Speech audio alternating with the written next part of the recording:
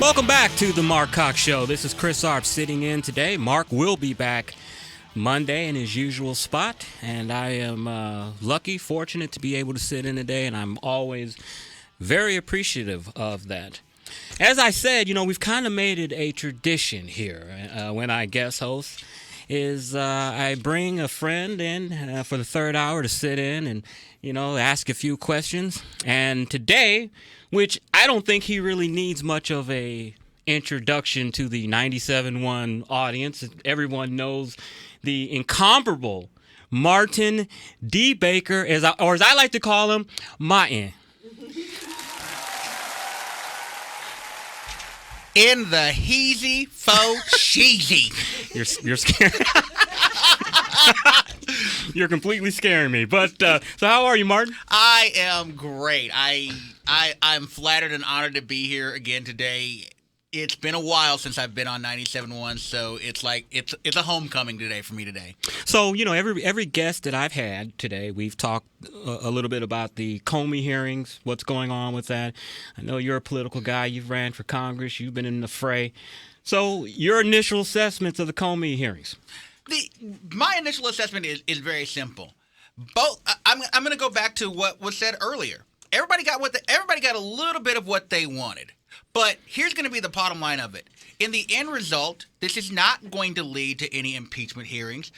Donald Trump, January 1 of 2018, is still going to be the president of the United States. So the left can stop whining. The Republicans can stop with the victory dances, and just let's move on with the business of the government of this nation. We've got greater issues to deal with than with a person who's fired who now suddenly decides he wants to play whistleblower now. Because I think that's what he is actually trying to do. He's trying to go for whistleblower protection. I agree, Martin. Hey, our first guest, Martin, is going to be a gentleman that you and I both know, Lenny McAllister. He's going to be our guest. Let me read a quick bio on Lenny. Lenny McAllister is the Director of Entrepreneur Engagement at the Commonwealth Foundation, one of the leading statewide free market think tanks in the nation, based in Pennsylvania. He is the 2016 GOP U.S. congressional candidate for Pennsylvania 14th District after winning historic write-in candidacy to garner nomination.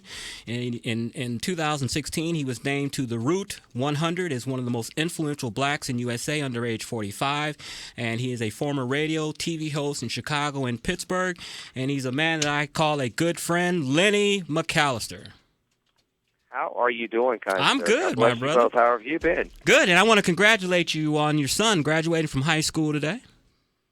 I am very, very pleased. Anytime, and I know it's in St. Louis, but this is something that I think it resonates with me and resonates with a lot of people. Anytime the head of the school, prestigious prep school, can quote your son during graduation remarks, the athletic director is beaming with pride, and the workers at the dining hall are crying because they want to take a picture with your kid before he graduates. So he takes after his mother. I don't really care if he keeps that type of class and character and ability to relate to all different types of people. I don't care who he takes out. No, that's as long as he keeps that. That's fantastic. That going. So I'm very, very proud of him. That's fantastic, and he's got a great dad. Lenny is one of the leading black conservatives here in the United States. He's on CNN and a bunch of other channels. He's hosted a radio show. Lenny, every guest that I've had on today have been mainly political people, and the question that I ask them is their initial assessments of the Comey hearings. What do you think, my brother? Well, with Peace's graduation, I haven't had an opportunity to follow it too much. I will say that a lot of what's there doesn't surprise me. It doesn't surprise me, for example, that Loretta Lynch would ask to call it a matter and not an investigation, because, it just seems consistent with meeting with former President Clinton on the tarmac.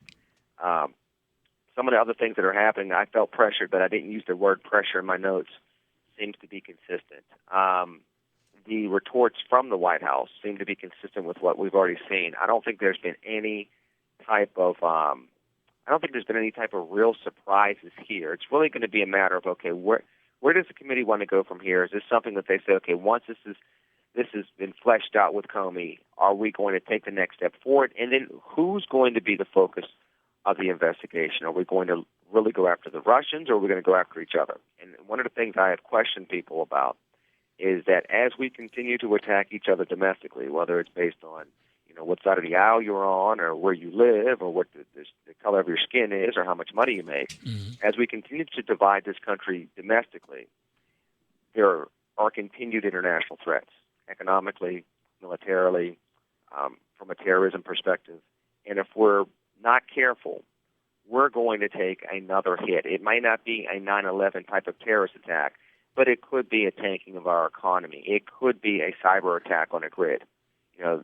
We can never be too caught up. I mean, there's nothing wrong with having a national debate, but we can never be too caught up in a national debate when we forget about national sovereignty. And I think we are way past that point, and we need to pull back before it's too late. Now, I want to pivot to a topic that's very close to my heart, your heart, and Martin Baker's heart, which is the Black conservative movement.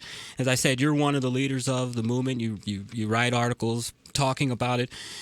What's your assessment of the Black conservative movement today?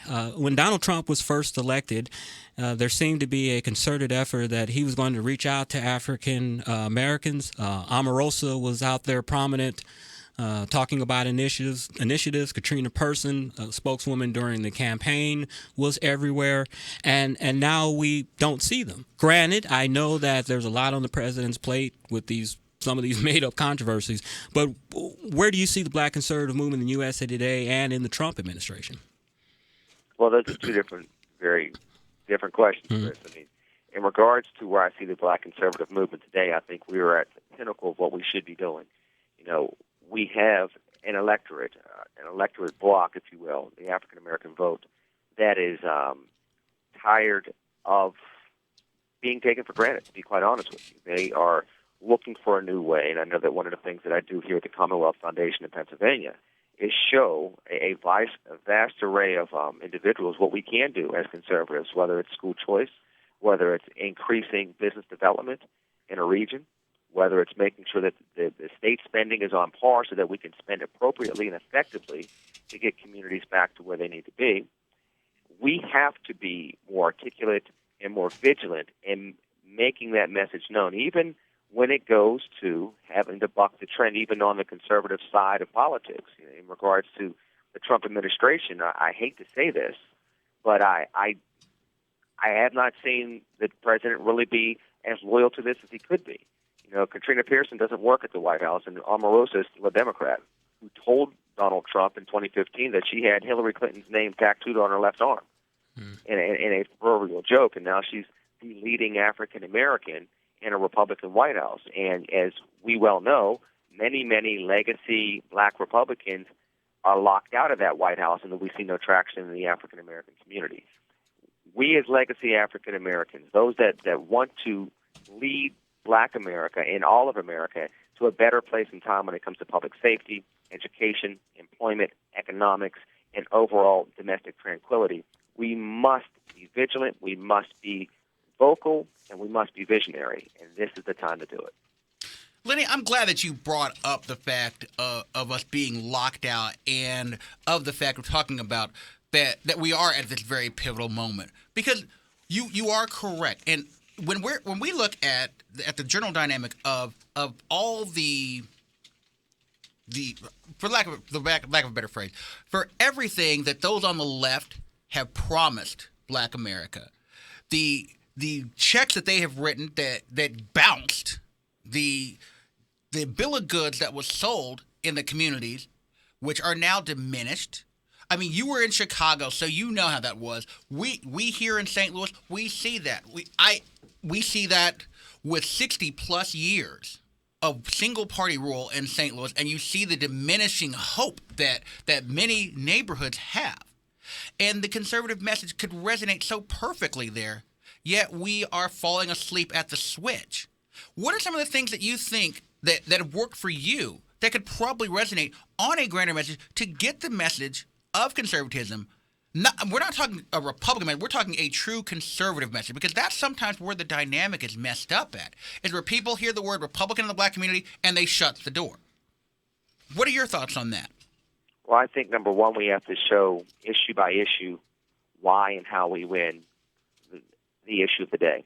why our perspectives make sense. We have to be able to give people that are very hungry bite-sized portions until they can take in the whole meal. Because right now they've been fed, junk food for decades. And as you well know, if you give somebody Cheetos for breakfast for 5 straight years and you try to all of a sudden serve them bacon, eggs, and pancakes, they're going to look at you and say, what is this stuff? So you can't necessarily give them a 3-course breakfast. You're going to have to be able to give them half of a bagel with some cream cheese on it and a good cup of coffee while you're talking to them. And then the following day, give them, the whole bagel and another cup of coffee and maybe some orange juice, and slowly get them to that 3-course meal that's going to be full of more nutrition, the right type of nutrition, and get them back to where they need to be. We have to be able to show why, for example, the status quo line on education and public school education and putting more money into failing schools and into a failing system is not going to allow those that are trapped in bad neighborhoods to be able to compete in the 21st century economy. We have to be able to show that continuing to put regulations in place when it comes to statewide regulations and federal regulations that stop things such as angel investment and community banks from investing for the everyday small business, why that hampers jobs coming back to struggling communities. If we're not able to articulate that and show that why, we will continue to be seen as the party of the rich and the detached, when in actuality there is a such thing as compassionate conservatism, but we have to also be articulate in our conservatism. We haven't done that effectively, but we can if we truly understand why we're conservative, truly understand why conservative principles work, and then truly love those on the other side of the aisle to walk them to where the American dream still lives. Lenny, there was a debate within the black conservative movement maybe a couple of years ago regarding kind of 2 distinct factions within the movement. You seem to have one segment of the black conservative movement who were concerned with policies and were really trying to advance the conservative movement among African Americans, and then there seems to be, and it was described, I'm not saying this per se, but it's described as another set of African American conservatives that they're not exactly challenging their motives of their heart, but it seems that they are more motivated about being on television, being on radio, and writing books, and that is their first and foremost mission. Do you still see that rift within the movement? Don't laugh, Lenny. I mean, was that subtle? Was that subtle? The true question goes back to who really knows their conservatism, who really is out there in showing how much they love America. Because America is a melting pot. America does look different in many different corners and sections of the nation. And what does the Bible say? You will know them by their fruits. So, there's some strange fruit that grows off of some of these trees, and there are some people that have some ripe, sweet fruit that is nutritional and pleasing to the taste as well as to the body in regards to how our conservatism is articulated. Some people peddle it, some people profess it. And it's not that hard to see who peddles it and who professes it. I love that, my brother. Some people peddle it and some people profess it. I'm gonna have to steal that one, Lenny. I love that. Martin? We can use it together. Okay, good. I love that. Same team. Well, I'm always about stealing phrases. Chris and I have this old friend, Sherman Parker, who when I first ran for Congress years and years ago, he always used to say, "People and principles over party and politics," and that's one of the things that you said, you articulated about. We have to profess the policies that are going to move us forward. You just had a son that just graduated high school. I have 3 daughters. My oldest daughter graduated high school a couple years ago, and my 2 younger daughters are on the threshold of graduating that. What is the message that you best are going to articulate to your son that we could resonate to our children that are getting ready to go out into, whether it's the college era or to the workforce, utilizing those principles that they can articulate to others as well? I tell Peace all the time that leadership is an everyday responsibility. It's a lifestyle, and it includes being able to see things from all different sides at all times. It is knowing one's values and living them every single day, every single moment. I tell them all the time that you can create a reputation over the course of 4 to 5 years and lose it over the course of 4 to 5 minutes, if not 45 seconds. And I think that when it comes to our conservative principles, when it comes to patriotism in the 21st century, we too often put aside our focus on true conservatism, our focus on true solutions, our focus on leading and loving other Americans and being the city on a hill for the world to see. We put that aside in order to win a Twitter fight. We put that aside in order to win an argument on, talk news, television, or talk radio, or a Twitter battle. And again, as a former radio show host, I've seen that. As a congressional candidate last year, I had a debate with a congressman that was in Congress for 25 years and had never really been challenged on the issues, and wanted to have a partisan fight when we're sitting here with some of the worst racial, economic disparities in the country in his backyard, and he has his fingerprints all over it.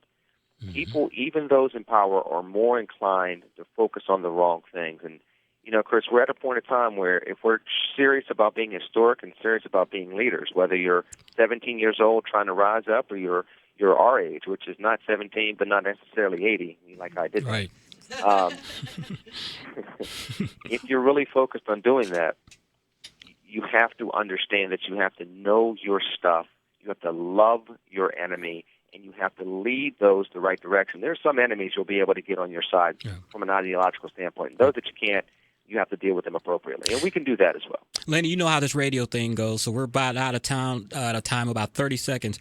Give us the email for the Congress, for the think tank that you work at, and where people can find your work. Well, I work for the Commonwealth Foundation. Simply go to commonwealthfoundation.org. I am the Director of Entrepreneur Engagement for the western half of the Commonwealth of Pennsylvania. You can follow me on Twitter at Lenny McAllister, LennyMcAllister. You can also find me on Instagram or on Facebook. And Chris, thank you so much for the opportunity. Martin, good to talk to you again. It's always God bless great. you all out there. Thank you, Lenny. Have a great day, man. God bless you all. And we'll be back with the Missouri